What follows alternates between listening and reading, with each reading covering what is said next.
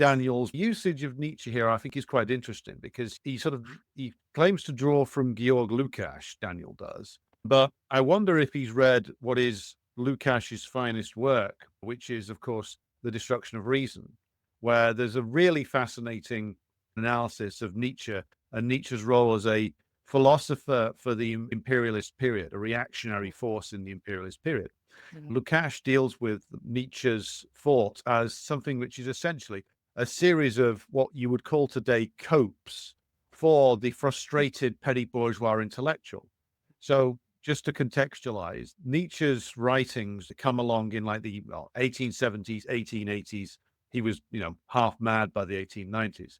And certainly something like Thus Spoke Zarathustra embodies the frustrations of the petty bourgeois intellectual in the imperialist system, meaning the great and heroic, hammer swinging age is gone. The great and heroic period of the rising bourgeoisie and all of its revolutionary struggles, that's over now.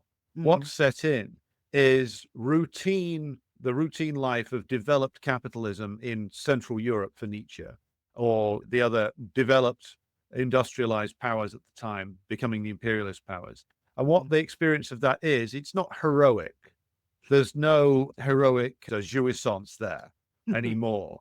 What it is routine, bureaucratized work.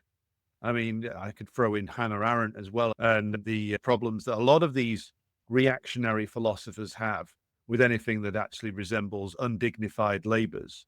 And so for romantic intellectuals of this later period, Nietzsche is the sort of the beginning of this new reactionary tradition, because he embodies all of that frustration at his place within capitalism that is, again, as far away from being heroic as possible, which is deprived of enjoyment because he's a petty bourgeois, sandwiched, as Marx and Engels observed, between the big bourgeois who still get to enjoy the profits of capital and enjoy their status, and the rising proletariat, which he hates and fears and wants to desperately get away from. I mean, maybe I'm getting into what Daniel sees in Nietzsche here, which is that loathing and fear of the proletariat. It is very much running all the way through Nietzsche. And he's very explicit about it in Thus Spoke Zarathustra.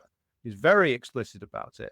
And the fantasy of the Übermensch now is the fantasy of the frustrated petty bourgeois, because the Übermensch gets to stride forward in a typically muscular fashion and proclaim his own set of values in defiance of every single societal norm, in defiance of what Nietzsche identifies as creeping socialism or the ruinous egalitarianism of historic Christianity.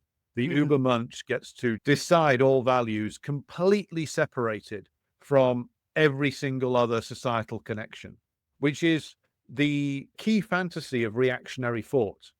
I don't know if it begins with Nietzsche, but certainly it's more developed in Nietzsche and runs to this day, which is the idea that we can set up this new political movement and we can sever all connections with everything else and the past, and we can just, by force of will, we can reconstitute either ourselves or the polity. And this gets into the Jordan Peterson realm. Jordan Peterson displays this when he talks about, I won't do the accent. Do it. I'm going to try it. Remember, Alex, you're laser eye Alex today. Yeah. So when Jordan Peterson says, well, just clean your room. Just clean your room. That's what you need to do. And forget all this stuff about capitalism. And whilst having a benzo-related freak out. But more seriously, with enough self-discipline, the contradictions can be overcome, or they don't matter anymore. You can recreate yourself completely, which of course plays very much into the logic of this period of capitalism. You can perpetually reconfigure yourself. And in many ways, you could say that Nietzsche was something of a visionary there, because that's what people are asked to do. I think the first time I came on your program, we were talking about the transgender cult. Yeah, and how the left was trans. That is arguably the Nietzschean thing, because it's giving people the idea that if you just reconfigure yourself completely, even to the point of changing sex, then your problems in this like highly alienated, degenerating culture will be solved by reconfiguring yourself, declaring a new set of values. So it's basically Übermensch for the woke generation in many respects. But to go back to Daniel Tutt's usage of Nietzsche, he's clearly looking to intellectualize his conclusion. His analysis of Nietzsche is obviously very much inflected through the American right's usage of Nietzsche.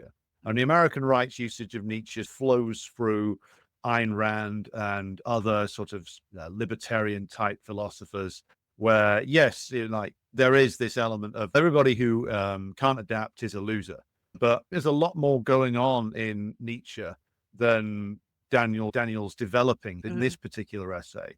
That's why I have him on. I don't mess around with my guests here on this huge channel. By the way, please do like and subscribe. We're bringing you some top content. Don't get this shit on Verso Books. You know, they wouldn't have us on. You and Jacobin won't touch it.